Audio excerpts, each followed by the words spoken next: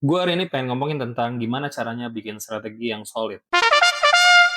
Yang pertama teman-teman, lu harus paham bahwa game itu adalah aplikasi digital. Dia sama aja tuh sama aplikasi Gojek, aplikasi Grab, bahkan sama kayak aplikasi apapun yang ada di dalam HP lu. Artinya, dengan logik tersebut, maka tiap aplikasi itu tuh sebenarnya sangat mungkin memunculkan bug, yang makanya ada update patch. Karena nggak gampang tuh bikin aplikasi yang bisa stabil terus-terusan. Pasti ada aja hal yang membuat dia tuh jadi ada kendalanya gitu. Bahkan ketika kita bicara update patch, kadang ketika developer gamenya coba nge-buff assassin, nanti tiba-tiba hero-hero yang bisa nge-counter assassin itu kena hidden buff gitu. Ke-buff tiba-tiba walaupun nggak di-buff. Karena assassin jadi ramai dipakai, maka orang-orang akan mulai menggunakan hero-hero yang kuat ngelawan assassin. Dan hero-hero yang lemah ngelawan assassin, otomatis kena hidden nerf. Hal kayak gini tuh, kalau hero-nya jumlahnya semakin banyak, skill-nya semakin kompleks, itemization-nya semakin kompleks, ada emblem pula, ada arcana pula.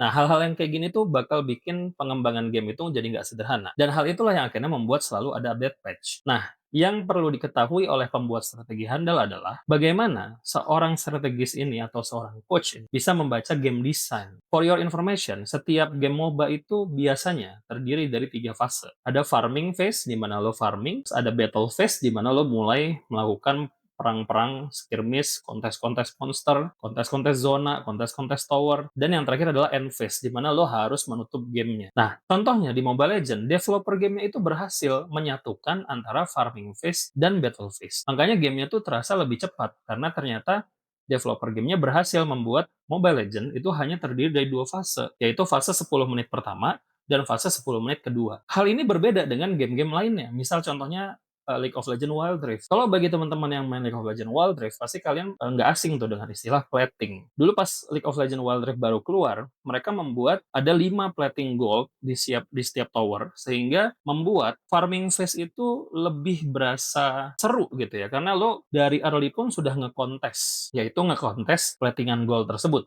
Itu beda lagi sama di Honor of King, yang mana di farming phase-nya, mereka membuat yang di kontes itu bukan gold plating, tapi camp to camp. Nah, yang mau gue katakan adalah, setiap game itu punya game design. Dan setiap coach, ya, atau strategis, atau analis, yang mau bikin strategi itu, dia harus bisa ngebaca ini. Dan dengan dia bisa membaca ini, nanti dia akan ngerti tuh, di tiap fase game itu, sebaiknya dia bikin strategi yang kayak gimana. Nah, pertimbangan yang kedua adalah potensi dari rosternya dia, potensi dari susunan playernya dia. Karena tiap tim itu pasti punya pemain yang beda-beda, potensinya beda-beda. Ada yang jago main culik-culik, ada jago yang main tabrak-tabrak, ada yang jago invasion dari early, ada yang jago main camp to camp, dan seterusnya.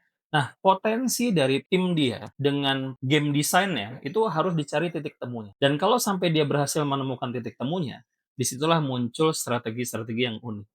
Dan disitulah lo akan mendapatkan cara untuk membuat strategi yang paling solid.